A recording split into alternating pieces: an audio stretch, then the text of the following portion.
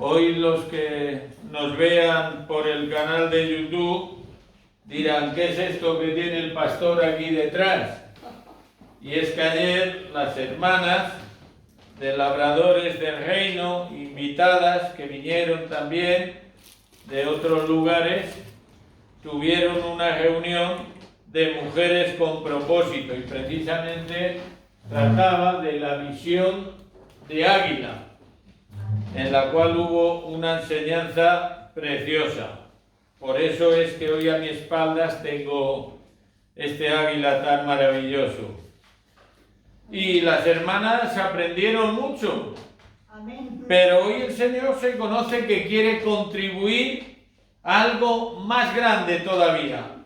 Porque aunque a veces nosotros nos conformemos con cositas, Dios nos quiere dar mucho, Dios nos quiere dar todo, y para eso tenemos que estar dispuestos a recibirlo. ¿Y cómo lo vamos a coger?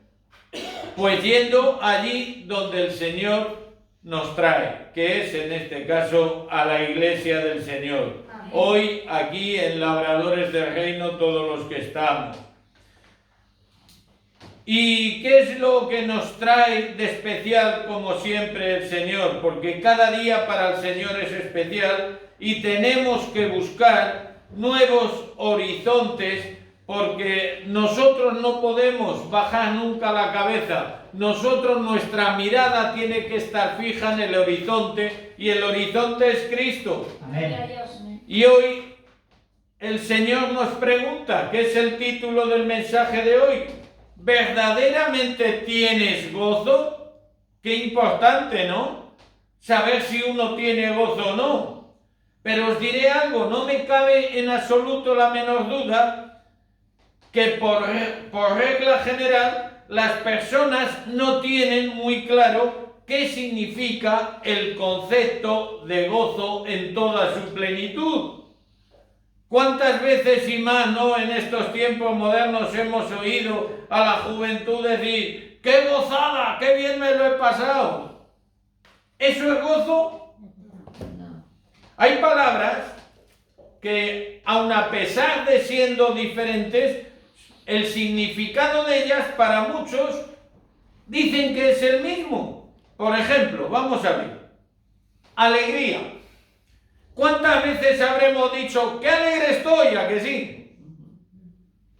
Pues la alegría es algo tan sencillo como un vivo y grato movimiento del ánimo. Fijaros qué sencillo. Así como un íntimo sentimiento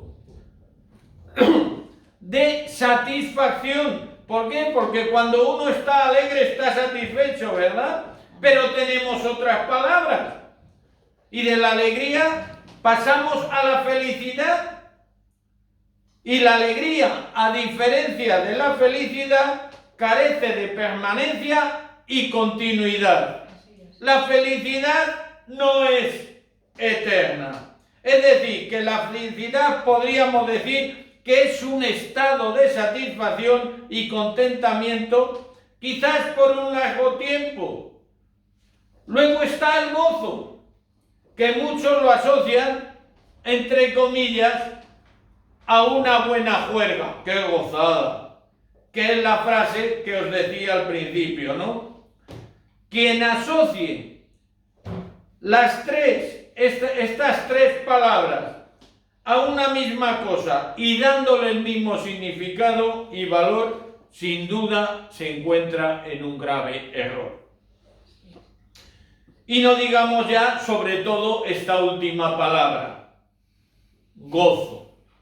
Os diré algo, solamente aquellos creyentes, aquel que ha entregado su vida a Dios y le es fiel, podrá saber lo que es verdaderamente el gozo. Amén. Pero no cualquier gozo, sino el gozo del Señor. Amén. Los fieles y perseverantes hijos de Dios no solo conocen el gozo del Señor, sino que también tienen una paz que el mundo, como dice la palabra, nunca les va a poder dar. ni tampoco el que tiene ese gozo, el mundo se lo va a poder arrebatar. Es por esto que podrás tener muchos momentos alegres, podrás ser muy feliz por largo tiempo, pero nada comparable al gozo del Señor. Si lo vives y lo vives intensamente, ninguna circunstancia adversa en tu vida, ningún problema, ninguna situación va a poder contigo, porque el gozo del Señor, para aquel que lo anhela y lo quiere y lo tiene, siempre permanece. Este gozo del Señor te transportará a un mundo espiritual que a nada es comparable de lo que tengas aquí en tu vida terrenal. Y una vez que lo hayas experimentado, está clarísimo, ya nunca vas a querer perderlo. Vas a querer que siempre esté ahí, presente, en tu vida, en tu corazón, en cualquier circunstancia que estés pasando. A nuestra vida debemos aplicarle ¿qué? Los principios necesarios para poder tener y retener ese gozo del Señor. Para tener ese gozo, como decía ya la pastora también, hay que tener cambios. Hay que estar dispuestos, llegado el caso, a sufrir. ¿Por qué? Porque los cambios siempre provocan en las personas el decir, uy, un cambio no quiero. ¿Por qué? Porque no estamos muchas veces dispuestos a sufrir y a pasar ese proceso necesario para que el gozo del Señor esté con nosotros. El cristiano, el Hijo de Dios, siempre ha de tener y ha de desarrollar en todo momento una visión más positiva de la vida. No por el hecho de tener problemas, no por el hecho de que tengas que cambiar de actitudes, de forma de hablar, de costumbres, de tradiciones, que eso es algo muy peligroso. No por eso vas a tener una actitud negativa, porque os digo una cosa, lo que no cuesta, como siempre se ha dicho, no se aprecia. Si a ti Dios te regalara el gozo, toma para ti, sin tú aportar nada, no le darías el valor que tiene. Siempre confiará en los designios del Señor. ¿Quién? El cristiano, el que verdaderamente en su corazón está el ser fiel a Dios, afrontando toda prueba con gozo. Hoy la palabra del Señor, mirad, nos va a llevar a la epístola del apóstol San Pablo a los Filipenses, en el capítulo 4, versos del 4 al 19, cuando habla de regocijarnos en el Señor. Y dice así la palabra del Señor, comenzando por el verso 4. Regocijaos en el Señor siempre. Otra vez digo, regocijaos. Vuestra gentileza sea conocida de todos los hombres. El Señor está cerca. Pablo usa esta palabra, la palabra gentileza, ¿por qué? Siempre es por algo. Es una palabra que se aplica a la cual ha de ser una persona el qué. Una persona gentil es una persona razonable. A su vez, también es una persona discreta y así como benigna. Es decir, intenta siempre hacer el bien. Pero observemos que termina diciendo el que el Señor está cerca. Os diré que esta frase, el Señor está cerca, era como el santo y seña de la iglesia primitiva. Equivalía a lo que todos seguro que conocéis, al Maranatha arameo, que ya sabéis que traducido es como el Señor viene pronto o el Señor ven pronto. Y su uso, ¿para qué lo usaban también? Para dar solemnidad a todo lo dicho anteriormente. Es decir, que después de compartirles, después de predicarles, después de hablarles, siempre quedaba esa advertencia y daba solemnidad a todo lo dicho. Hermanos, que el Señor viene pronto. ¿Habéis estado atentos a lo que Dios nos ha dicho? Así también expresaba la esperanza del creyente. ¿Por qué? Porque aunque estuvieras pasándolo mal, aunque estés pasando pruebas, cuando alguien verdaderamente te dice, porque es la realidad, que el Señor viene pronto, lo primero que piensas, lo primero que viene a tu mente, ¿el qué es? Decir, si el Señor viene pronto, se acabó el sufrir. Esta es la mía, gloria a Dios. Hay quien dice de broma, ¿cuál es el suicidio del evangélico? ¿Alguien lo sabe? El Señor viene pronto. El Señor viene pronto. Dice, gloria a Dios, ya me queda poquito de sufrir. Pero vamos a seguir con el verso 6.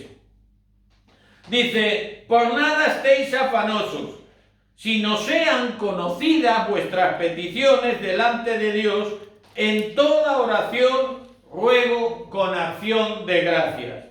Qué importante, ¿no? El estar siempre, siempre agradecido al Señor. Y la paz de Dios, que sobrepasa todo entendimiento, guardará vuestros corazones y vuestros pensamientos en Cristo.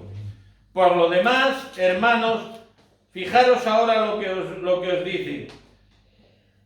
Todo lo que es verdadero, todo lo honesto, todo lo justo, todo lo puro, todo lo amable, todo lo que es de buen nombre, si hay virtud alguna, si algo digno de alabanza, en esto pensad. Quitaros lo demás de la cabeza.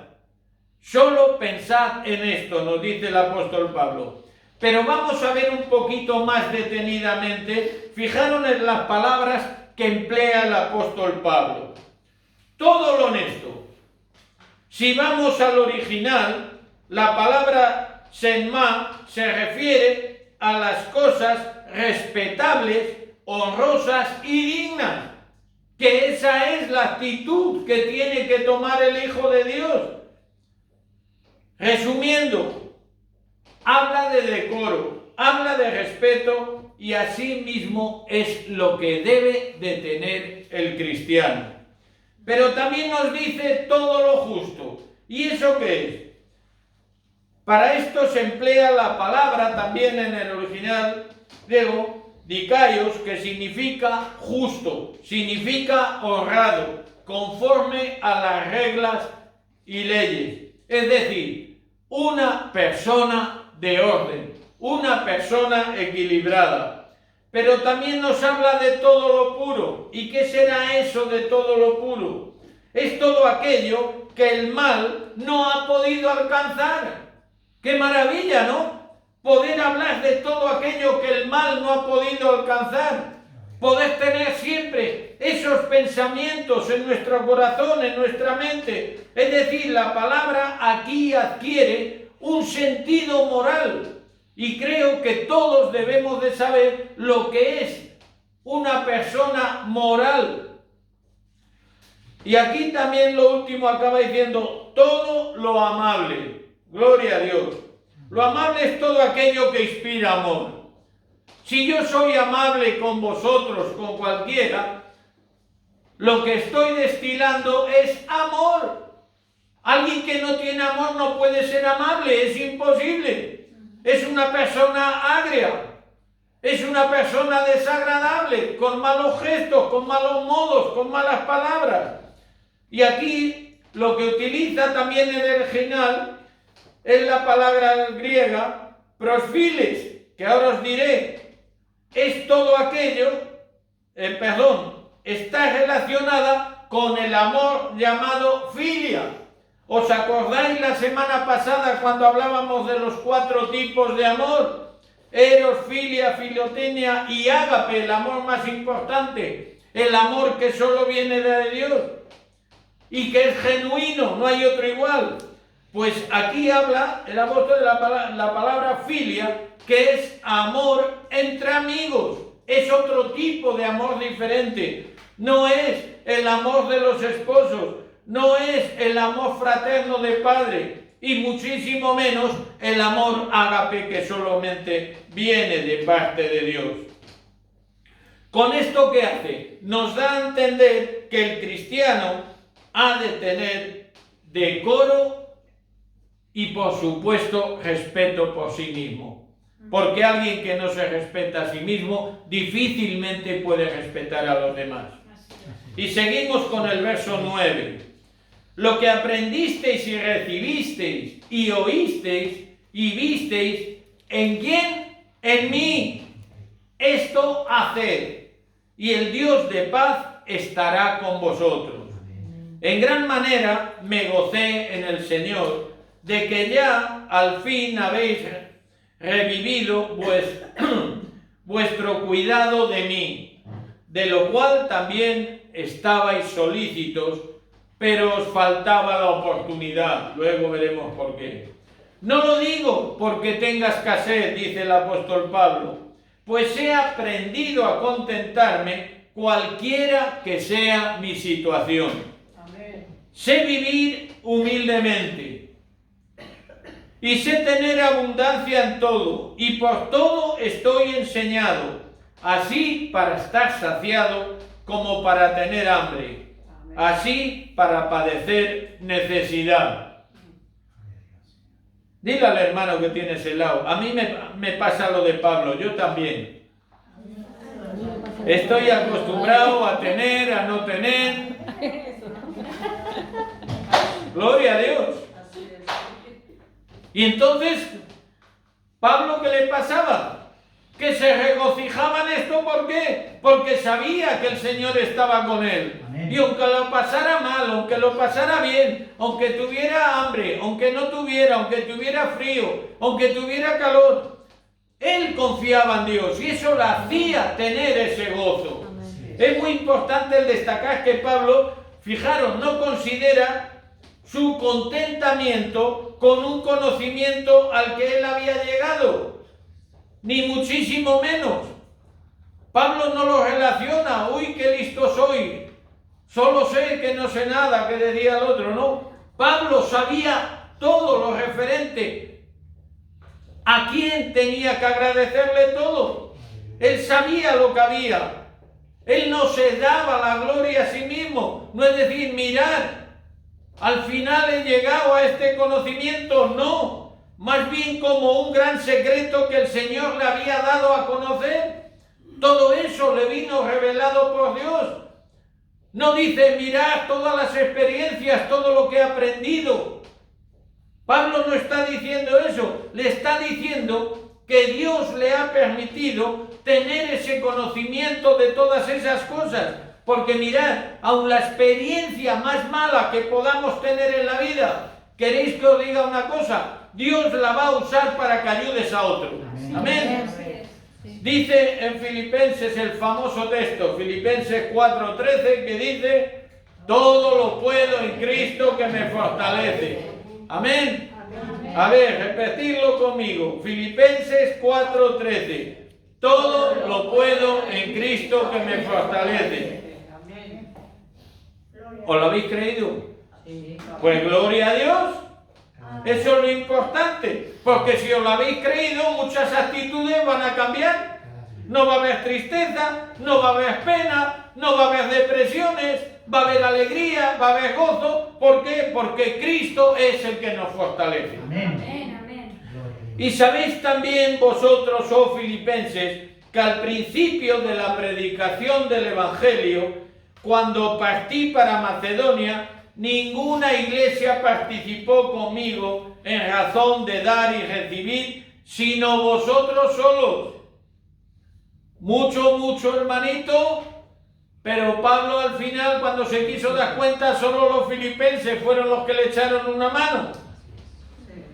Pues aún a Tesalónica me enviasteis una y otra vez para mis necesidades. Estaban pendientes del hermano. No es que busque dádivas. Pablo no buscaba diciendo que me traigan más, sino que buscó fruto de abundancia en vuestra cuenta. Es decir, Pablo lo que verdaderamente valoraba era la actitud de corazón de estos hermanos filipenses. No miraba lo que le traían, miraba esa actitud ¿Qué es lo que Dios hace con cada uno de nosotros? Ver nuestro corazón.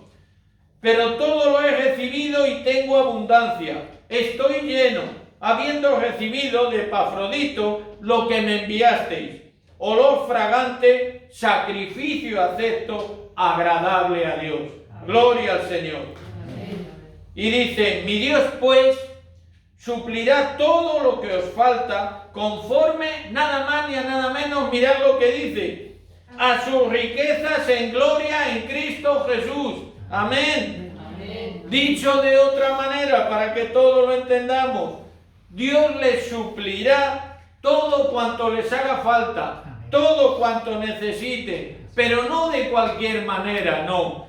Se lo suplirá sin escatimar nada, generosamente, abundantemente, porque Dios no es ningún miserable, no escatima nada. Dios nos lo quiere dar todo. El problema es que nosotros muchas veces cortamos la línea de la bendición. Si tuviera de verdad que resumir esta epístola a los filipenses, creo que me iba a resultar muy fácil. Me limitaría exclusivamente a repetir en Filipenses 4:4 y os diría, regocijaos en el Señor siempre. Esa es la clave, no hay otra. Porque si os regocijáis en el Señor siempre, siempre vais a tener ese gozo de Cristo Jesús en cada uno de vuestros corazones. Pero lo asombroso de esta expresión de gozo del apóstol Pablo en todos estos capítulos de Filipenses es en las circunstancias en las cuales se declara su gozo. En las circunstancias en que declara Pablo su gozo, eso es lo impresionante de todo. ¿Por qué? Porque Pablo estaba preso en Roma. Pablo no estaba aquí en Cambrils en la playa tomando el sol, estaba preso y físicamente débil, dependiendo de los demás para poder sustentarse. Y con todo y con eso se gozaba y se regocijaba en el Señor. Aún es más, fijaros hasta dónde llega y él lo sabía. El único futuro que le esperaba aquí, que era ser martirizado, que lo iban a matar. Y de ese futuro tenebroso resplandece en él ese gozo, ese gozoso testimonio, que también lo emplea para exhortar a los hermanos y decir, mirad, yo me regocijo. Y anima a que los demás se regocijen también como él lo hace. Y los demás no estaban presos, los demás no estaban pasando necesidades, con que si él, estando en las circunstancias que estaba y físicamente lo débil que estaba, decía que se regocijaba en el Señor, con más razón vosotros que estáis libres y podéis hacer lo que queráis. Pero destaquemos que estas duras circunstancias que estaba viviendo, en ningún momento, fijaros bien, en ningún momento le convirtieron a Pablo en un hombre triste, en un hombre amargado, en un hombre deprimido. Pablo no tenía conmiseración, es decir, Pablo no tenía lástima del mismo, no como muchos que pueden tropezar y hacerse un esguince y decir, ¡ay, desgraciadito de mí! Ahora ya no puedo ir a tal sitio o al otro. Mirad cómo estoy. Pues regocíjate en el Señor. Busca por qué el Señor ha permitido que no pudieras andar. ¿Por qué Dios quiere que tú te quedes en casa unos días? ¿No será que a lo mejor vas a tener más tiempo para poder estar en su presencia, para poder orar, para poder leer la palabra y para que Dios a través del Espíritu Santo te muestre cosas que tú aún no sabes ni te imaginas? Pablo era un hombre que, aun a pesar de todas sus circunstancias, era un hombre lleno de optimismo. ¿Por qué? Porque él sabía en quién había creído. La prisión en ningún momento le apartó del Señor. Estaba seguro que el gozo del Señor era su fortaleza.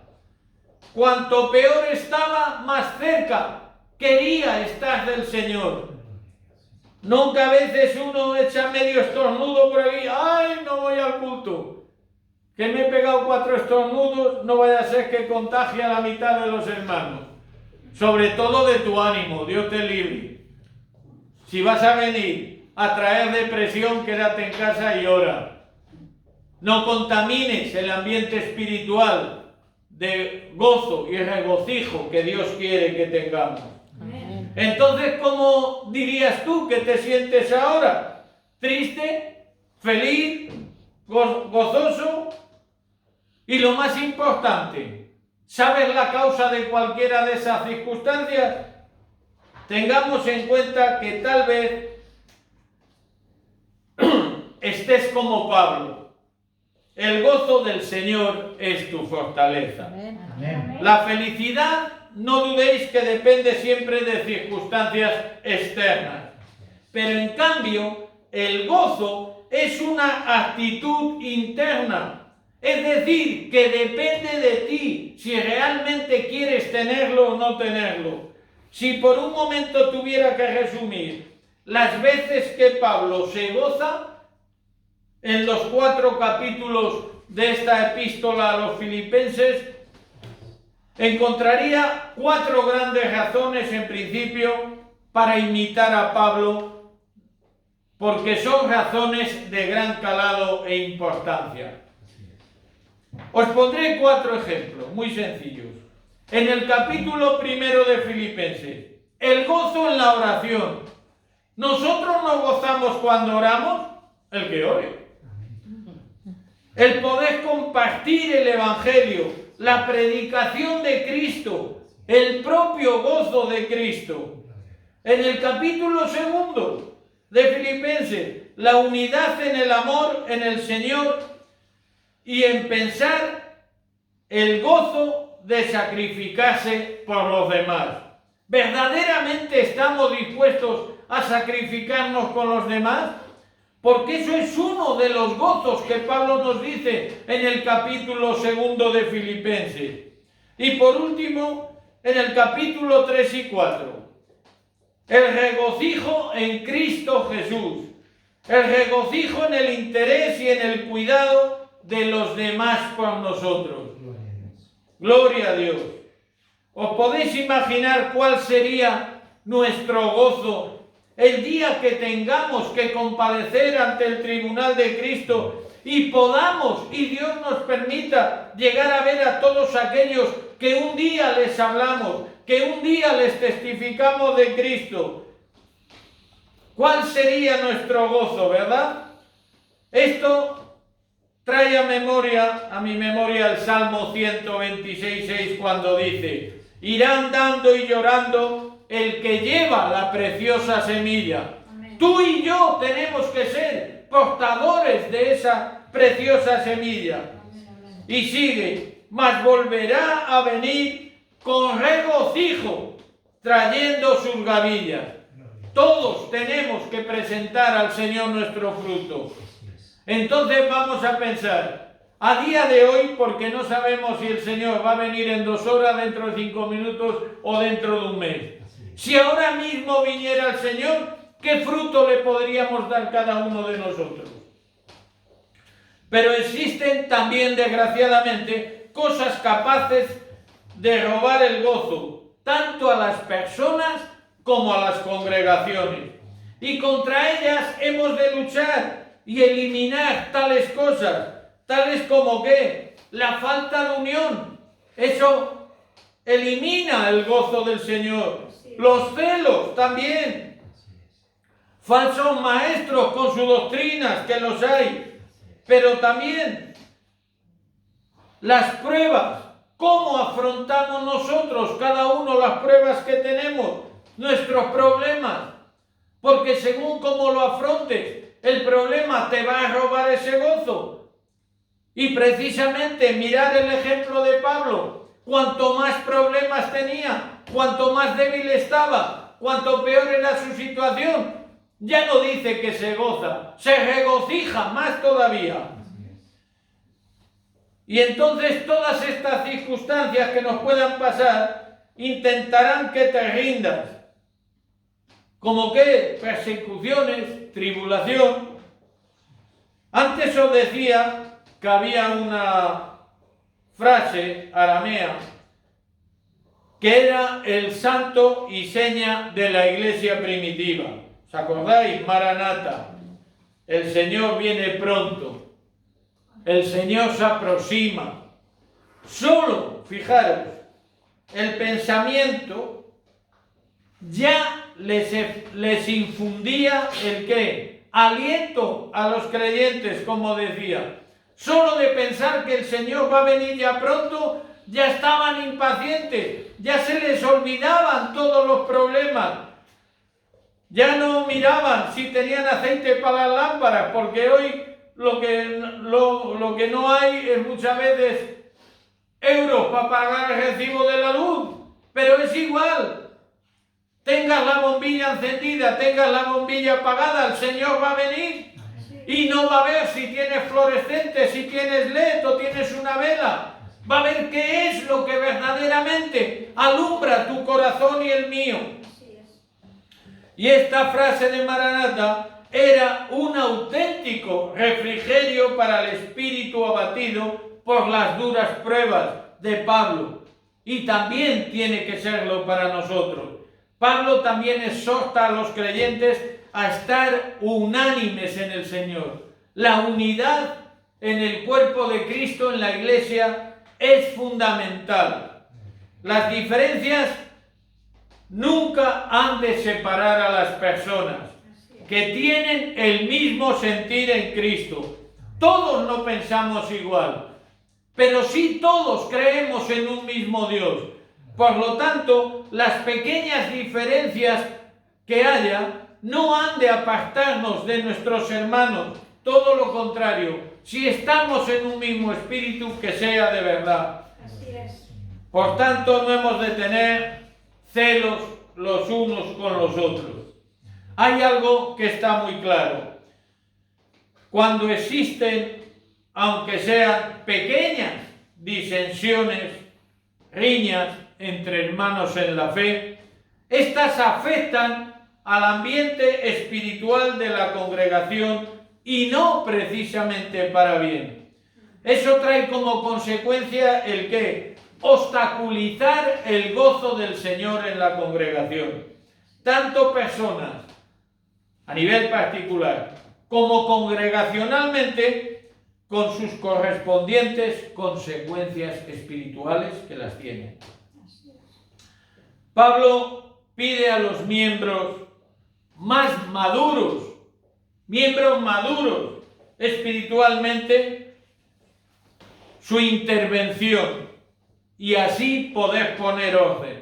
Qué importante que los que están más maduros en la iglesia, en la congregación, intervengan. Que no estén ahí nada más que sentados escuchando. Porque una persona madura en la fe es una persona con autoridad de parte de Dios. Mirad lo que dijo el Señor Jesús.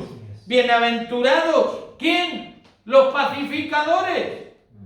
¿Cuántos pacificadores hay aquí? Amén. Pues que no vea yo discutir. Porque ellos serán llamados hijos de Dios. Si algo necesita también hoy día la iglesia del Señor, son hombres y mujeres para llevar a cabo esta obra pacificadora.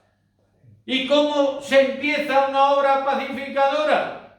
Pues lo primero, no echando leña al fuego.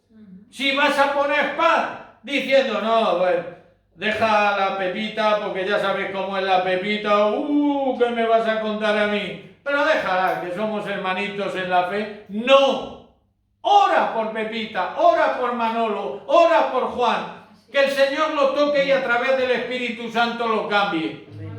Deja la leña para la estufa. O ahora que llega el verano, pasar chuletas que están muy buenas a la hora. No tenemos que olvidar, ya digo, que el gozo del Señor es fortaleza. Amén. Los corazones tristes y las mentes llenas de ansiedad no encuentran la forma de tranquilizarse, descansar y hallar paz. no habiendo en estos, por supuesto, gozo alguno. Y eso se tiene que acabar. Ante tales casos, Pablo nos habla de presentar nuestros corazones a Dios. Pero ¿cómo vamos a presentar nuestros corazones a Dios? En toda oración y ruego, dice el apóstol Pablo. Pero eso sí, que nunca nos olvidemos de nuestra gratitud al Señor. Siempre debemos acercarnos al Señor, siempre con gratitud. La fe, la oración, así como la acción de gracias, son y tienen que ser compañeros inseparables de la paz y el gozo del Señor. Amén. Al diablo y a sus acciones lo podemos resistir tanto con la oración como con nuestro canto lleno de gozo. Dice Nehemías 8:10, el gozo de Jehová es vuestra fortaleza. Pero aparte de todo lo dicho, si queremos sentir verdaderamente paz, en el sentido amplísimo, tenemos que hacer algo muy importante, no hay otra, ya que sin paz es imposible, como os decía antes, tener el gozo del Señor. Alguien que no tiene paz no puede tener gozo. ¿Y qué haremos? Someter nuestros pensamientos, como decía Pablo, qué importante, y mantenerlos cautivos, ¿a qué? A la ley de Cristo. Nuestros pensamientos tenemos que someterlos y dejárselos al Señor. Sobre toda cosa, guarda tu corazón, porque de él mana la vida. Proverbios 4:23.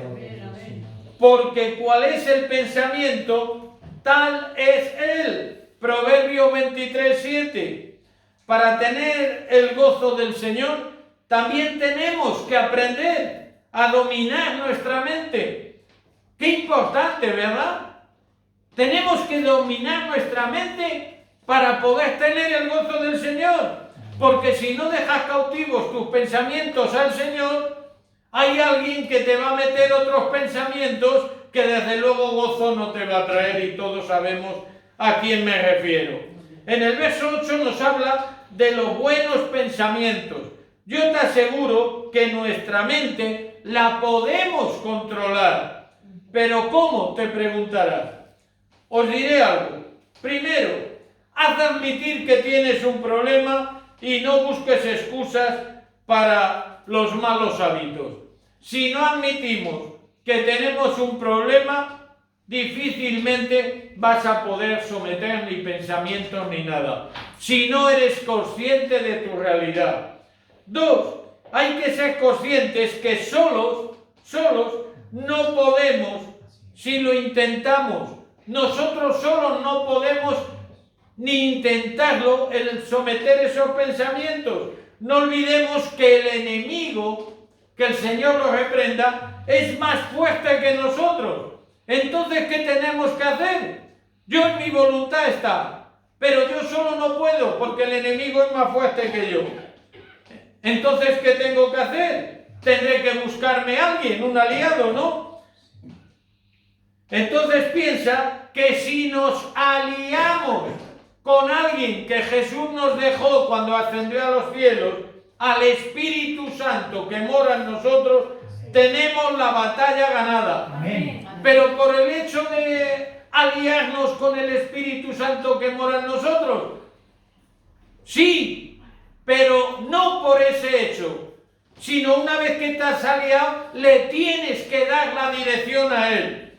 No es decir, vamos juntos, pero tú haz lo que yo diga. No, déjate guiar por el Espíritu Santo y tienes la batalla y la guerra y todo ganado. Amén.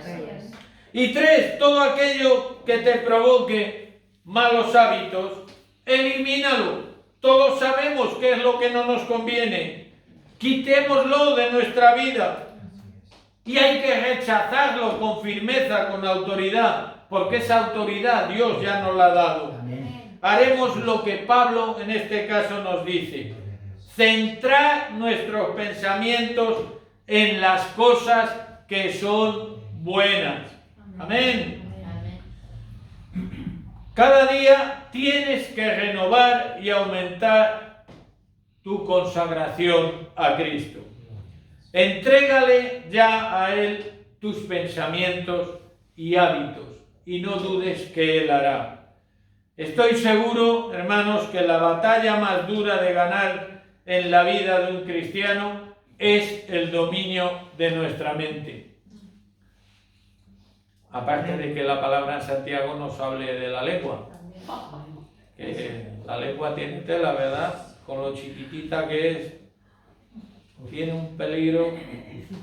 Pero Romanos 8:6, ¿qué nos dice? Porque el ocuparse de la carne, que es muerte, pero el ocuparse del espíritu, que es vida, y aún encima nos da paz. La traducción del original sería: la mente de la carne es muerte. Eso sería traducción original de este texto que hemos leído.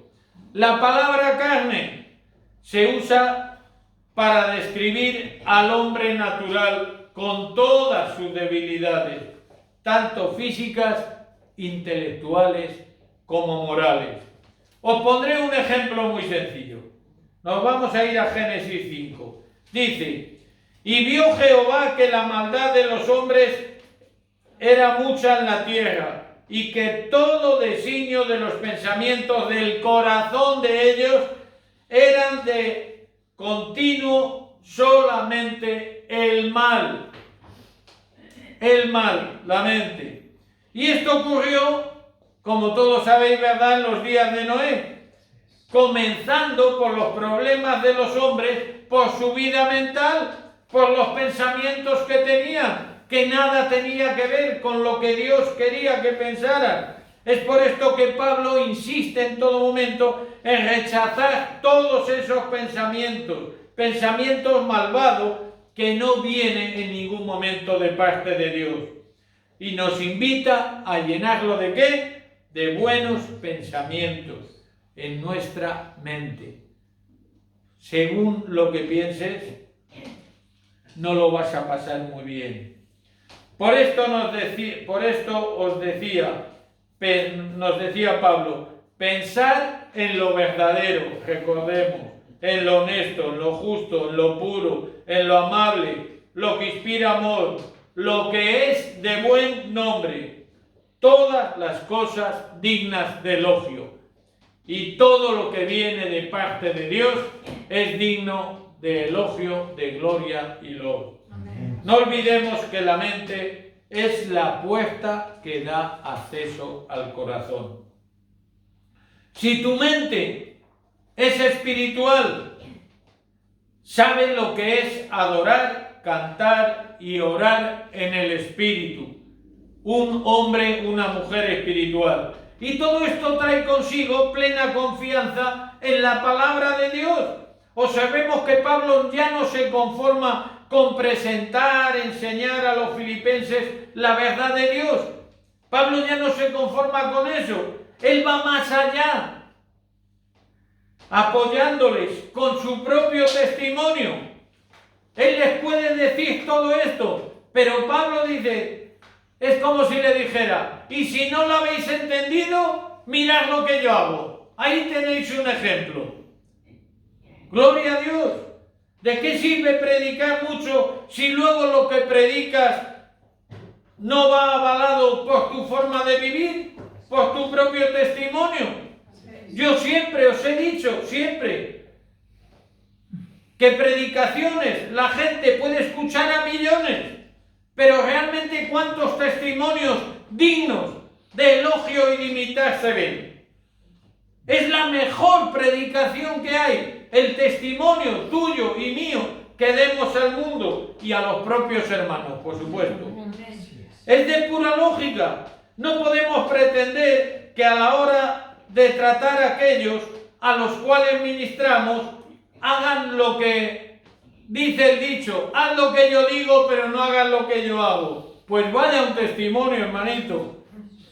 Ha de producir temor y temblor el decirle a alguien que sea tu ejemplo. Y Pablo lo dijo: ¿Por qué? Porque Pablo sabía de sobra cómo era él. Pablo sabía de sobra que estaba haciendo la voluntad de Dios.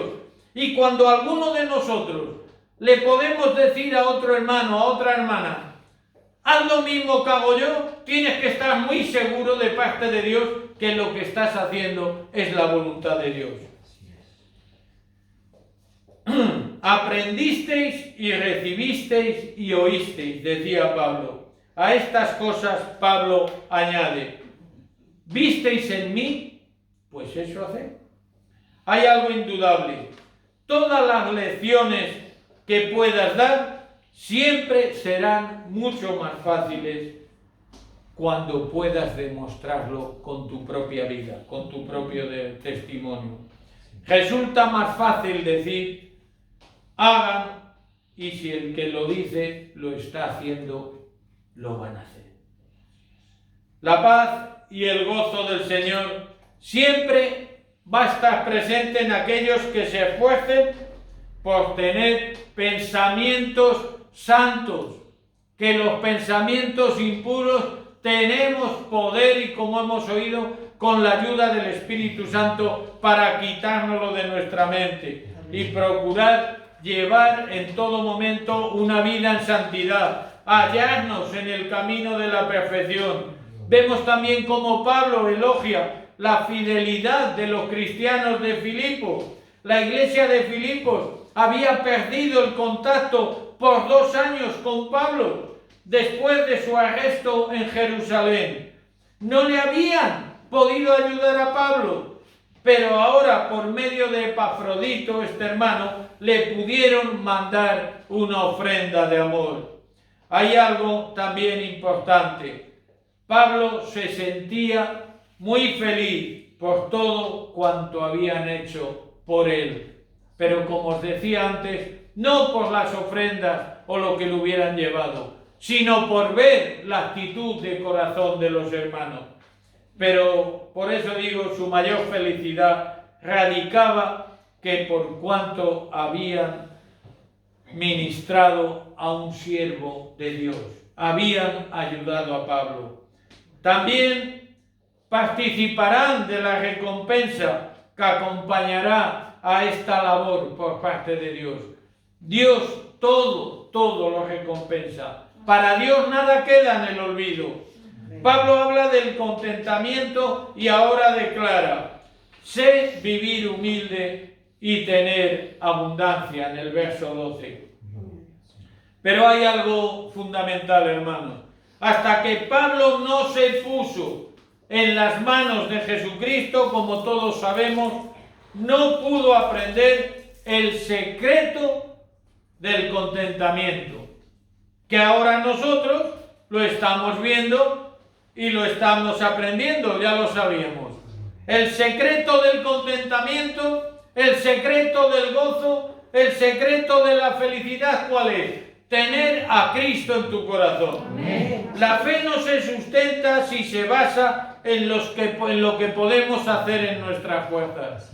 En nuestras fuerzas no vamos a avanzar mucho. Podemos tener voluntad, pero nuestras fuerzas se agotan y podemos caer con las circunstancias que puedan más que nosotros. Sino en lo que Cristo quiere hacer a través nuestra, si nosotros nos dejamos.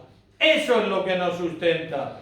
Dejando a Cristo el primer lugar en nuestra vida, en nuestro corazón, no os quepa que podemos tener la seguridad que Dios siempre va a velar por nuestras circunstancias. No hay cosa que te pase que Dios no lo sepa. La medida en la cual nos supla todo aquello que nos falte va a ser y es infinita, conforme a sus riquezas en gloria. Amén. Y ya voy terminando.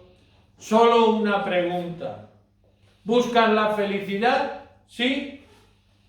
Pues no te conformes solo con eso. No seas tan pobretón o pobretona. Cuando puedes llegar verdaderamente a tener el gozo del Señor. Amén. Jesús es el único que puede darte ese gozo.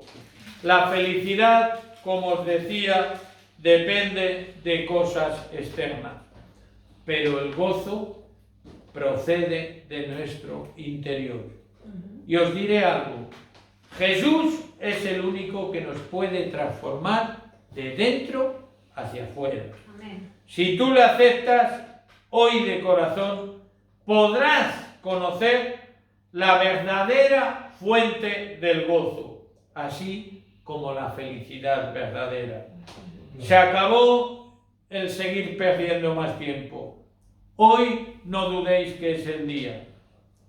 No esperemos más. Cristo llama a nuestro corazón para que puedas gozarte y regocijarte.